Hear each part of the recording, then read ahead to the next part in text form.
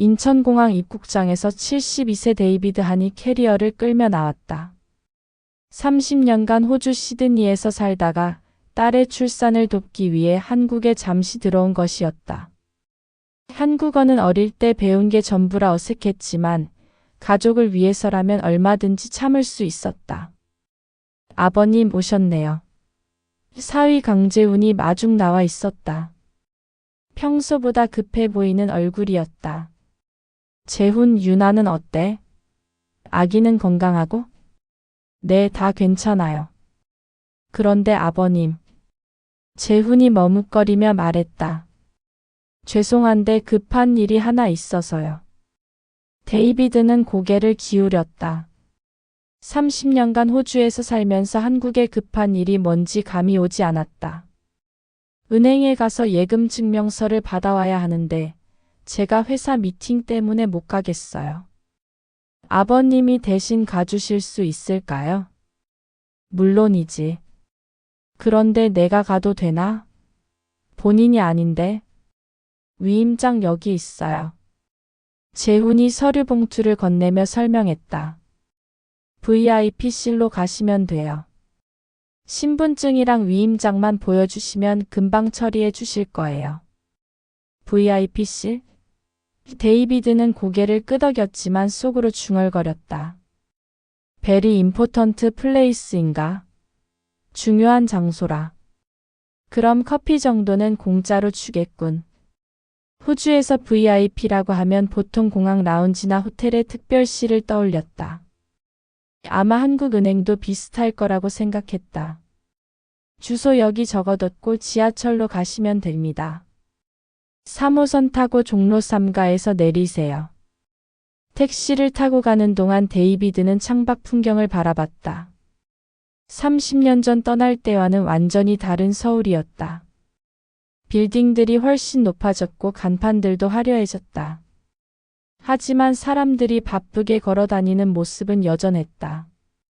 한국 사람들은 정말 바쁘게 사는구나. 호주에서는 이렇게 급하게 걷는 사람이 별로 없는데. 은행 건물 앞에 도착했을 때 데이비드는 잠시 멈칫했다. 유리와 대리석으로 된 웅장한 건물이었다. 호주의 소박한 은행 지점과는 분위기가 달랐다. 로비에 들어서니 정장을 입은 직원이 다가왔다.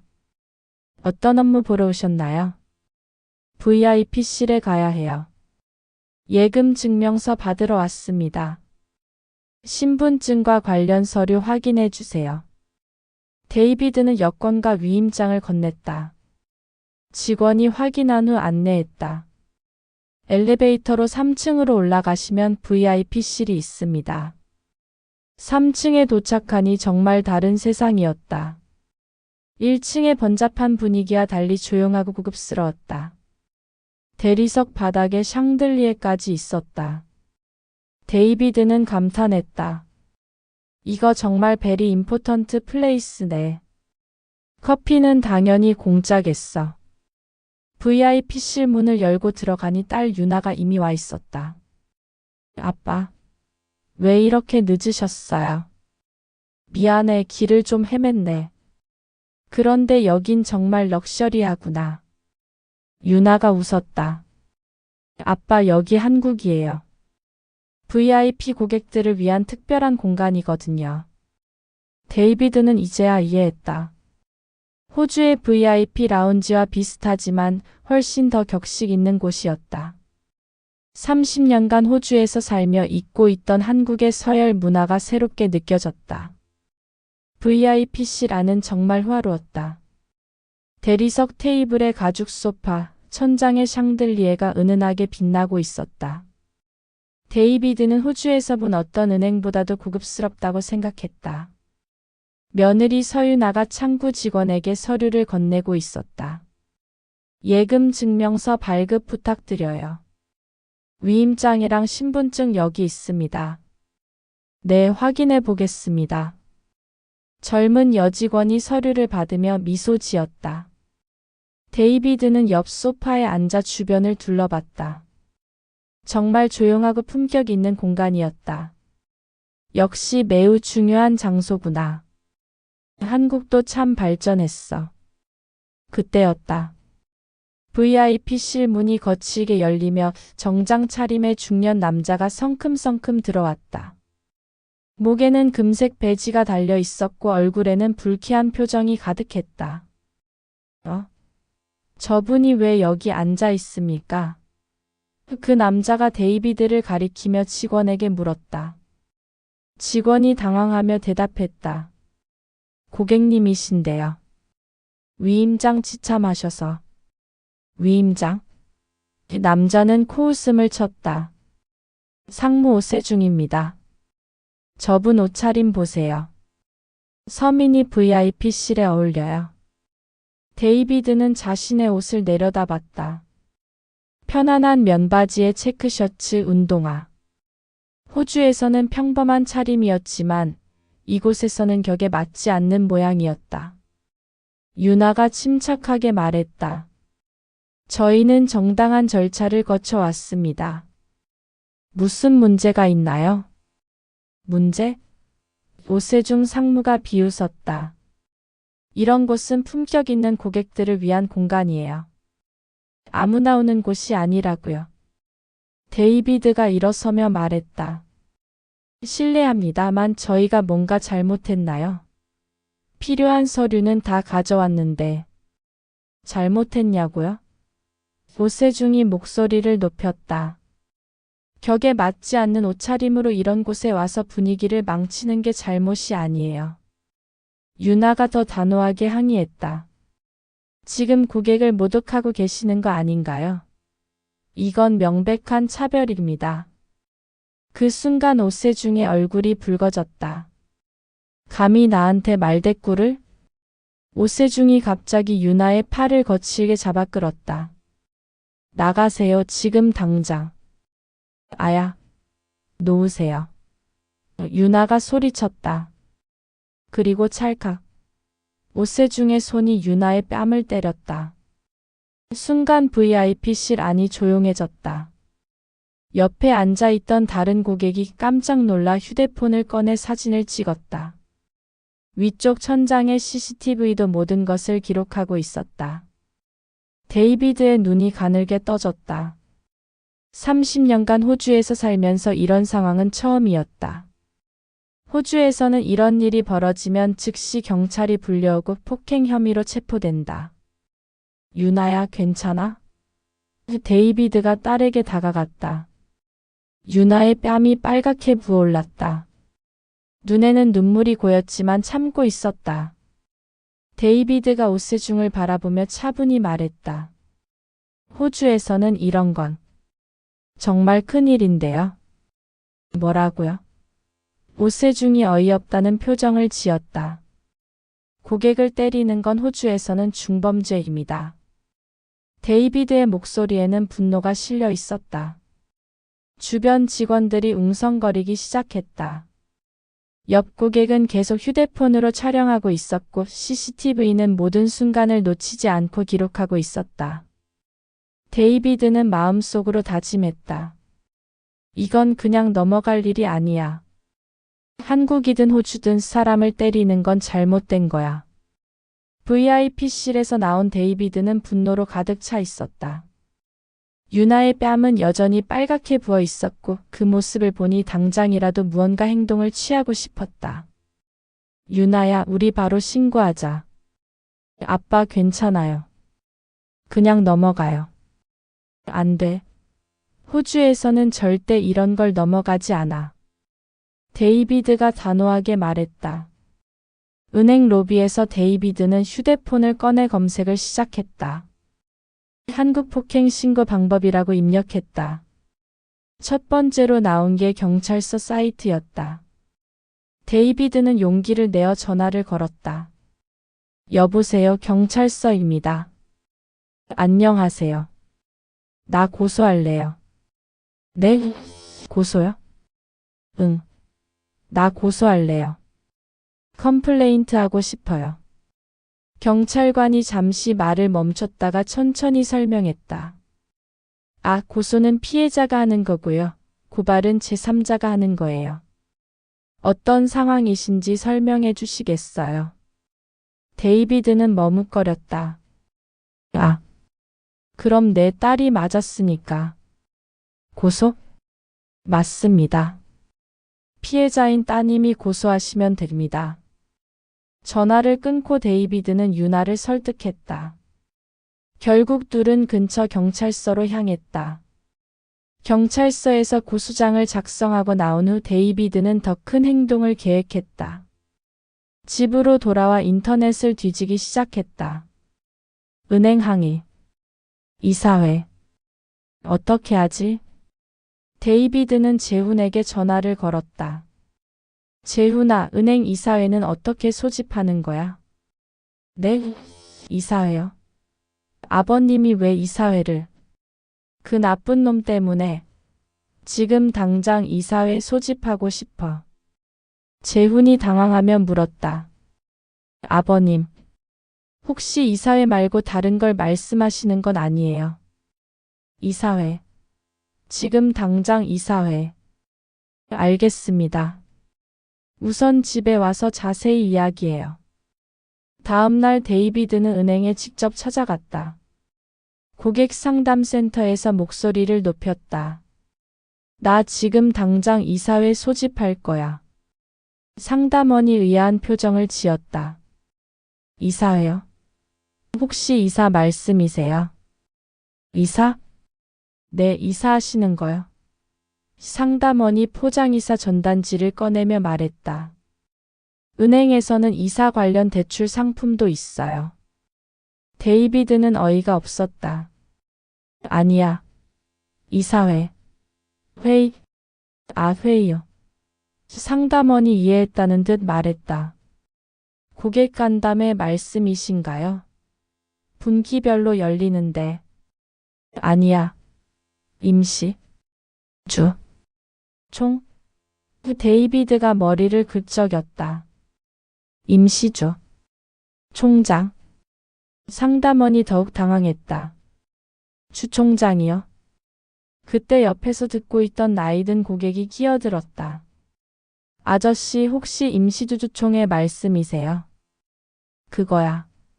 바로 그거. 데이비드가 손뼉을 쳤다.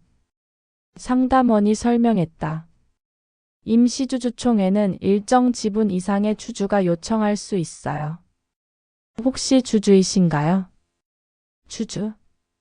데이비드가 고개를 갸우뚱했다. 나 주주인지 어떻게 알아? 집에 돌아온 데이비드는 오래된 서류함을 뒤지기 시작했다. 30년 전 한국을 떠날 때 정리하지 못한 서류들이 가득했다. 뭔가 있을 거야. 분명히. 낡은 봉투 하나에서 증권 보관증이 나왔다. 먼지를 털어내고 자세히 보니 예탁자 한도윤이라고 적혀 있었다. 한도윤? 이게 누구지? 데이비드가 중얼거렸다. 서류를 더 살펴보니 지분 합계가 3.1%라고 되어 있었다. 3.1%면 많은 건가? 적은 건가? 데이비드는 변호사 사무실에 전화를 걸었다. 무료 상담을 받을 수 있다는 광고를 봤기 때문이었다. 여보세요, 문태섭 변호사 사무실입니다. 안녕하세요. 나 한도윤이라는 사람 찾고 있어요. 꽤 큰 손인 것 같은데. 한도윤이요? 혹시 본인이 한도윤이신 건 아니에요? 아니야, 나는 데이비드 한이야. 전화 너머로 웃음소리가 들렸다. 혹시 호주에서 오신 분이세요?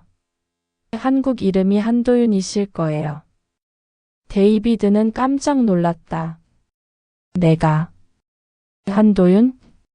문태섭 변호사 사무실에서 데이비드는 충격적인 사실을 알게 되었다. 자신이 바로 그 한도윤이고 은행 지분 3.1%를 보유한 주주라는 것이었다. 아버님 본명이 한도윤이세요. 호주 정착할 때 영어 이름을 쓰셨지만 한국 호적과 주식은 한국 이름으로 되어 있어요. 데이비드가 거울을 보며 중얼거렸다. 또, 윤. 한도윤. 오케이, 이제 한도윤이다. 문 변호사가 웃으며 설명했다. 3.1% 지분이면 임시주주총회 소집 요구가 가능해요. 하지만 그 전에 증거부터 확보해야 합니다. 증거? 네, 폭행 사건의 증거 보전부터 시작해야죠. 순서가 중요해요. 문 변호사는 체계적인 계획을 세워주었다. 먼저 금융소비자 보호센터에 신고하고 무료 법률 상담을 받은 후 단계적으로 접근하는 것이었다. 첫 번째, 유나님 명의로 폭행모욕 고소 접수는 이미 하셨고요. 두 번째, 수사기관을 통해 CCTV 증거 보전 신청을 해야 해요. 시간이 지나면 영상이 삭제될 수 있거든요. 데이비드가 고개를 끄덕였다. 호주에서도 증거가 제일 중요하다고 하더라. 세 번째, 현장에 있던 고객의 촬영본도 확보해야죠. 그분 연락처 알아보셨나요? 아직. 괜찮아요. 경찰에서 수사 과정에서 확인할 수 있을 거예요. 며칠 후 데이비드는 뜻밖의 연락을 받았다. 은행 직원에게서 온 익명의 전화였다. 혹시 VIP실에서 사건 당하신 분이세요? 맞아요. 누구세요? 저는 그날 현장에 있던 직원 배지우라고 해요. 할 말이 있어서. 데이비드는 배지우와 만나기로 했다. 조용한 카페에서 배지우가 조심스럽게 입을 열었다. 오세중 상무님, 평소에도 그랬어요. 고객들한테 차별적으로 대하시고. 정말? 네. 옷차림이나 나이 보고 함부로 대하시는 경우가 많았어요. 다들 무서워서 말 못했죠. 배지우는 더 충격적인 사실을 털어놓았다. 그리고 VIP 고객들한테 허위 수익률 제시하는 경우도 있었어요. 실제보다 높게 말씀드려서 투자 유치하고. 그건 사기 아니야? 그래서 제가 증거 자료 좀 모아뒀어요. 언젠가는 이런 일이 터질 거라고 생각했거든요. 데이비드는 배지우의 용기에 감동했다. 고마워요. 그런데 당신이 불이익 당하지 않을까? 익명으로 처리해 주시면 돼요. 내부 고발자 보호 제도가 있거든요. 문 변호사는 배지우의 제보를 받고 흥미로워했다. 이거 단순한 폭행 사건이 아니네요. 조직적인 문제가 있는 것 같은데요. 어떻게 해야 해? 금융감독원에도 신고하고 은행 내부 감사도 요구해야겠어요. 그리고 임시주주총회에서는 이 모든 내용을 공개하는 거죠. 일주일 후 데이비드는 또 다른 동맹을 얻었다. 그날 VIP실에서 촬영했던 고객이 연락을 해온 것이었다. 저 그날 동영상 찍은 사람이에요. 뉴스에서 보니까 정식으로 고소하셨더라고요. 정말 고마워요. 혹시 영상 좀 볼 수 있을까요? 물론이죠. 경찰서에 제출하기 전에 보여드릴게요. 영상은 생각보다 선명했다. 오세중이 유나를 밀치고 뺨을 때리는 순간이 그대로 담겼다. 이거면 결정적 증거네요.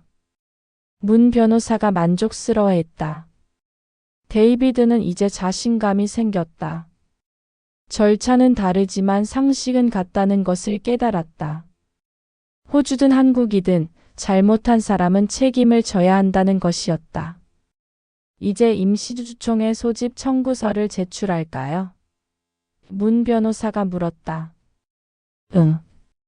한도윤으로서 정식으로 요구하자.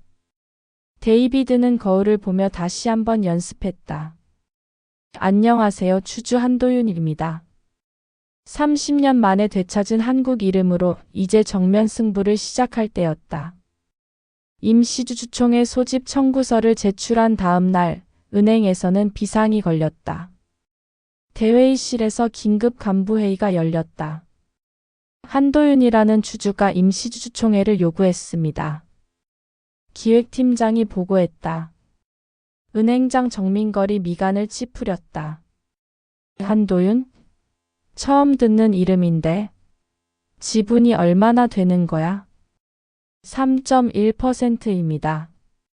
3.1%? 정민걸의 목소리가 높아졌다. 그 정도면 상당한 대주주인데 왜 지금까지 얼굴을 본 적이 없지? 그게 30년간 한 번도 주주총회에 참석한 기록이 없습니다.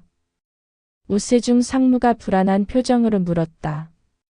혹시 VIP실 사건이랑 관련이 있는 건 아닐까요? 그럴 리가. 그날 온 사람들은 다 서민들이었잖아. 정민걸이 고개를 저었다. 하지만 기획팀장이 조사 결과를 보고하자 분위기가 달라졌다. 한도윤 주주의 주소지를 확인해 봤는데 그날 VIP실에 온 고객과 동일한 주소입니다. 회의실이 조용해졌다. 설마 그 운동화 신고 온 노인이 한도윤이라는 거야? 오세중의 얼굴이 창백해졌다. 한편 데이비드는 집에서 오래된 서류들을 더 찾아보고 있었다. 30년 전 한국을 떠나면서 정리하지 못한 것들이 상당히 많았다. 이상하네. 이 주식들이 언제 이렇게 늘어났지? 재훈이 옆에서 설명해 주었다. 아버님, 이게 복리의 힘이에요. 30년간 배당제 투자하고 주식 분할도 여러 번 있었거든요. 주식 분할?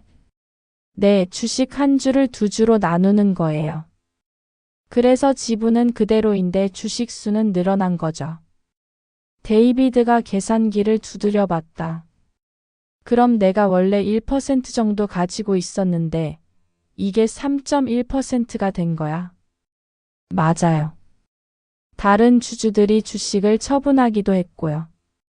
문태섭 변호사가 전화를 걸어왔다. 한도윤님, 은행에서 연락 왔어요.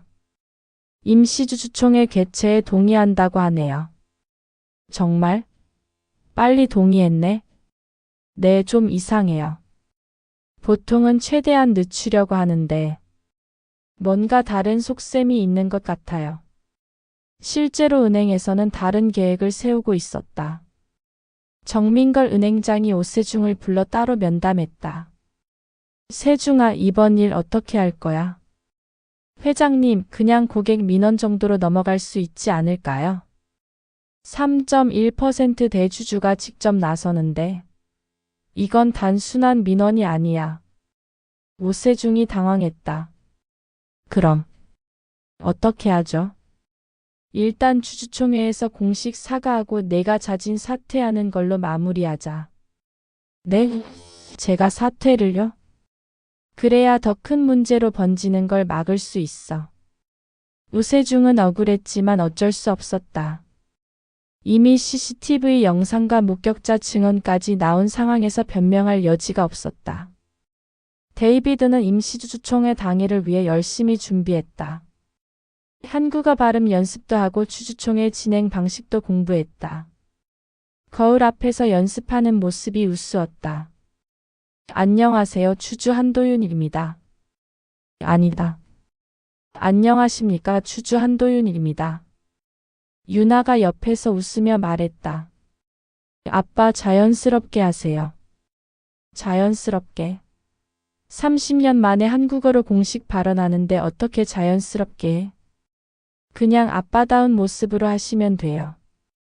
진실은 언어보다 강하니까. 데이비드가 고개를 끄덕였다. 맞아. 내가 한도윤이든 데이비드 한이든 중요한 건 진실이지. 주주총회 전날 밤 데이비드는 30년 전 한국을 떠날 때를 생각했다. 그때는 영어 이름으로 새로운 인생을 시작한다고 생각했는데 이제는 한국 이름으로 다시 돌아와 정의를 찾고 있었다. 한도윤. 오랜만이야. 데이비드가 거울 속 자신에게 말했다. 내일이면 모든 것이 밝혀질 것이었다.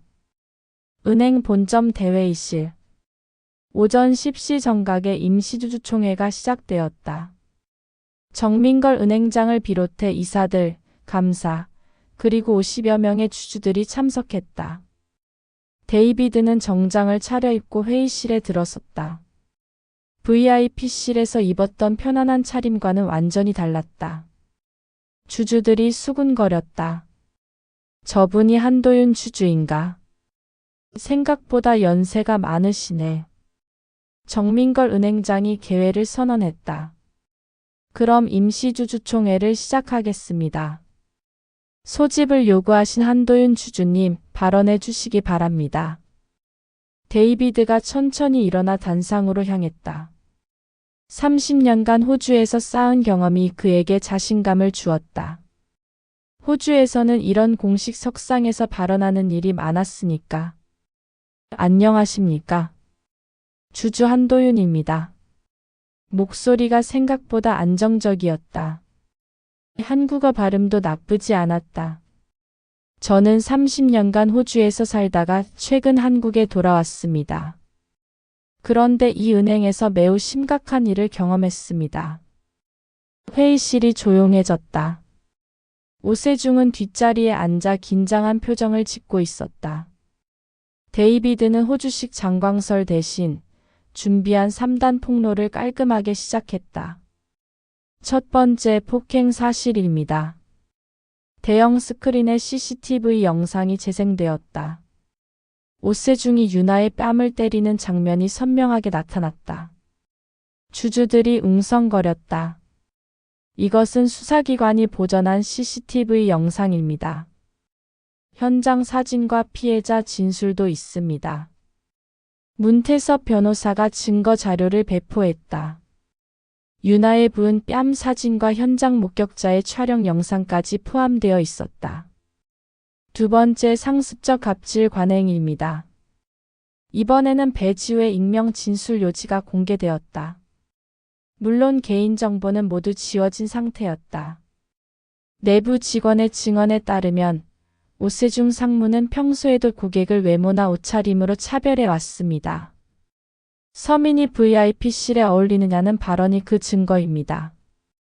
주주들 사이에서 탄식이 터져 나왔다. 정민걸 은행장의 얼굴이 굳어졌다. 이런 구체적인 증거가 나올 줄 몰랐던 것이다. 세 번째 금융 비위 정황입니다.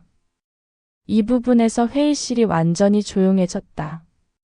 VIP 고객들에게 허위 수익률을 제시하고 사적으로 유용한 의혹이 있습니다. 데이비드가 내부 장부 대조표를 공개했다. 배지우가 제공한 자료였다. 오세중이 갑자기 일어나 소리쳤다. 음모입니다. 이건 조작된 자료예요. 데이비드가 미소를 지으며 침착하게 대답했다. 음모라면 증거가 너무 점잖네요. 회의실에서 웃음이 터져 나왔다. 데이비드의 여유 있는 태도가 오히려 신뢰감을 주었다. 정민걸 은행장이 급히 발언했다. 한도윤 주주님, 이런 심각한 내용이라면 내부 조사를 거쳐 이미 수사기관에 통보했습니다. 데이비드가 단호하게 말했다. 그리고 금융감독원에도 신고했습니다. 주주들이 웅성거리기 시작했다. 이런 대규모 스캔들이 터지면 은행 주가에 악영향을 미칠 게 뻔했다. 한 주주가 손을 들고 말했다. 즉시 책임자 처벌과 재발 방지 대책을 요구합니다. 다른 주주들도 동조했다. 맞습니다. 이런 일이 또 벌어지면 어떡합니까? 데이비드가 마지막 발언을 했다. 이름은 바뀌어도 상식은 같습니다. 고객을 때린 손보다 절차와 증거가 더 큽니다. 박수가 터져 나왔다. 주주들이 일어서서 박수를 쳤다. 정민걸 은행장이 어쩔 수 없이 말했다.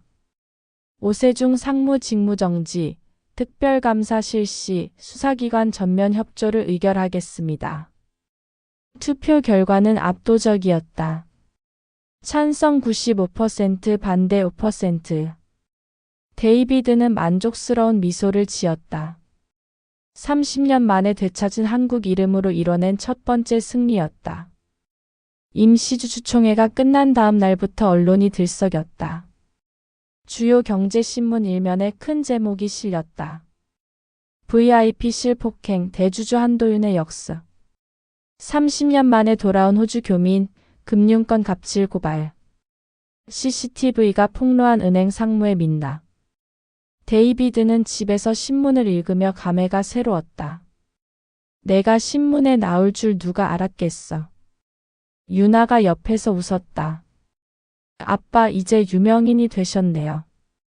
언론뿐만 아니라 은행의 대응도 빨랐다. 정민걸 은행장이 직접 기자회견을 열었다. 이번 사건에 대해 깊이 사과드립니다. 고객 여러분께 불쾌감을 드린 점 진심으로 죄송합니다.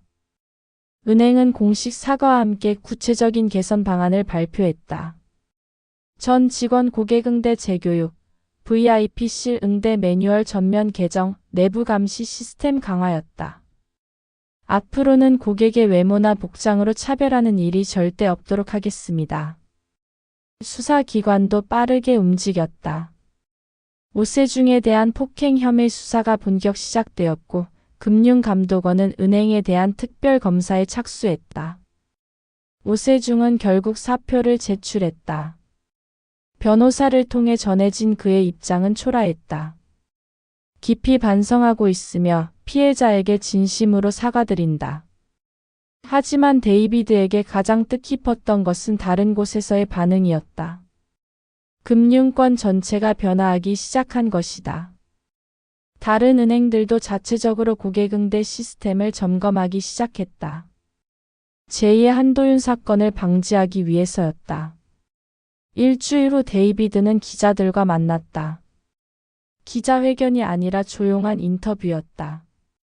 한도윤 주주님, 이번 일이 한국 금융계에 큰 파장을 일으켰는데요. 그럴 의도는 아니었어요. 그냥 잘못된 건 고쳐야 한다고 생각했을 뿐이죠. 호주에서 오셨는데 한국법 절차는 어떠셨나요? 데이비드가 어깨를 으쓱했다. 아직 물정은 공부 중이지만 존엄은 어디서나 통역이 필요 없죠.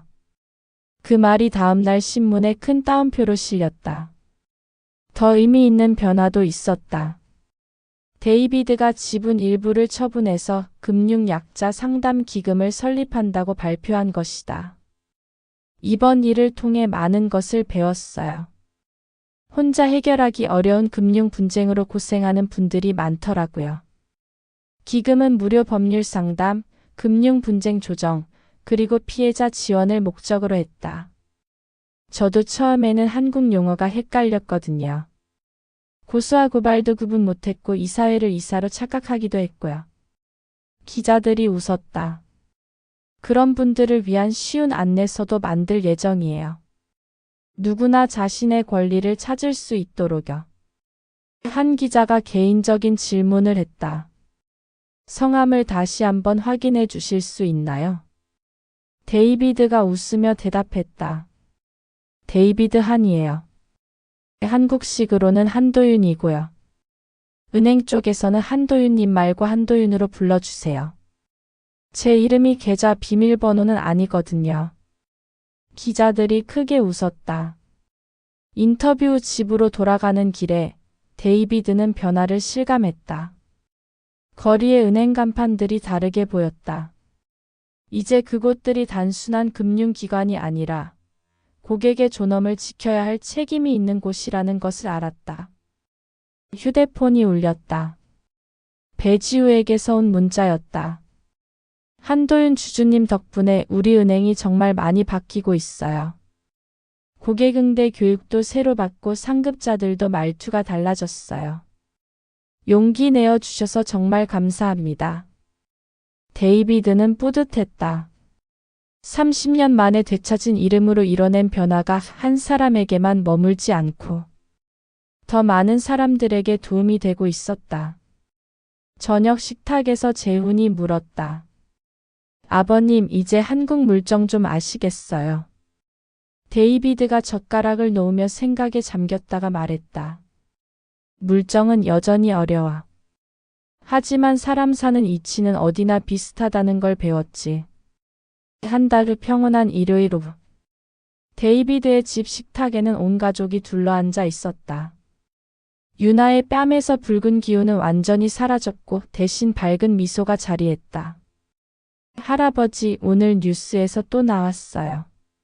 7살 손자 민준이가 신나게 말했다. 또? 뭐라고 나왔는데?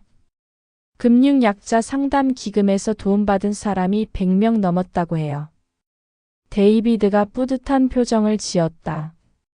한 달 만에 벌써 100명이나 도움을 받았다니 생각보다 훨씬 많은 사람들이 비슷한 어려움을 겪고 있었던 것이다. 재훈이 조심스럽게 물었다. 아버님, 이제 한국 이름이 더 편하세요? 데이비드가 젓가락을 놓고 생각에 잠겼다가 미소 지으며 대답했다. 공항에서는 데이비드, 주주총회에서는 한도윤. 중요한 건 이름보다 태도더군. 유나가 고개를 끄덕였다. 맞아요. 아빠는 어떤 이름으로 불려도 똑같은 분이니까요. 그런데 아버님, 재훈이 웃으며 말했다. 요즘 은행 직원들이 아버님만 보면 벌벌 떤다던데요. 에이, 그럴 리가. 나는 그냥 평범한 고객이야. 하지만 실제로는 달랐다. 데이비드가 지나다니는 은행마다 직원들의 인사가 각별했다. 한도윤 사건은 이미 금융권 전체에서 전설이 되어 있었다. 식사 후 데이비드는 서재에서 일기를 썼다. 30년 만에 다시 시작한 일기였다. 오늘로 한국에 온 지 2달이 되었다. 처음에는 딸의 출산을 도우러 잠깐 온다고 생각했는데 이렇게 큰 일을 겪게 될 줄 몰랐다. 펜을 멈추고 창밖을 바라봤다.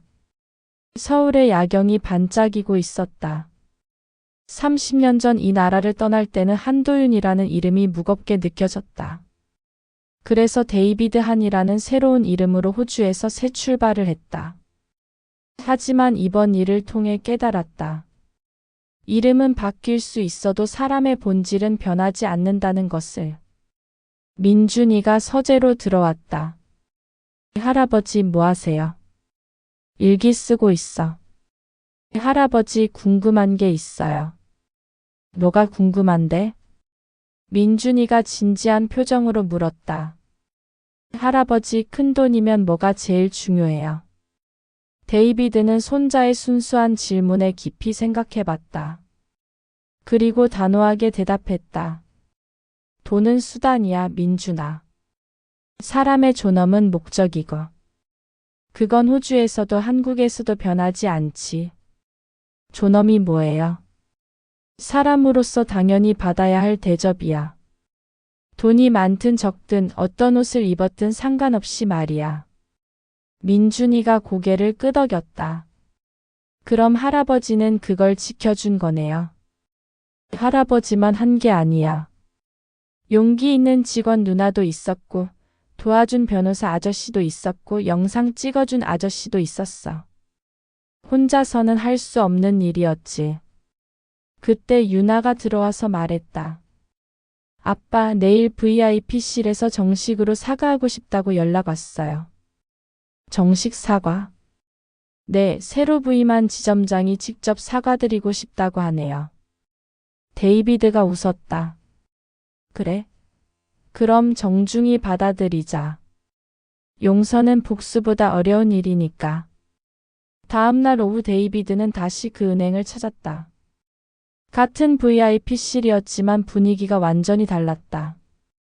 직원들의 표정이 밝았고 고객을 대하는 태도도 정중했다. 새로 부임한 김영우 지점장이 정중하게 고개를 숙였다. 한도윤 주주님, 이번 일로 큰 불편을 끼쳐드려 정말 죄송합니다. 괜찮습니다. 이제 다 지난 일이에요. 앞으로는 이런 일이 절대 없도록 하겠습니다. 데이비드가 주변을 둘러보며 말했다. 분위기가 많이 좋아졌네요. 네, 전 직원이 새로운 마음으로 고객을 모시고 있습니다. 그날 저녁 데이비드는 일기 마지막 장에 이렇게 썼다. 데이비드 한이든 한도윤이든 나는 여전히 나다. 두 이름을 가진 것이 부담이 아니라 축복이라는 것을 이제야 안다.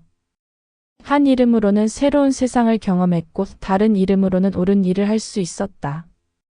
앞으로는 두 이름을 모두 자랑스럽게 사용하련다. 창밖에서 서울의 불빛이 반짝였다. 이제 이 도시도 그에게는 고향이었다.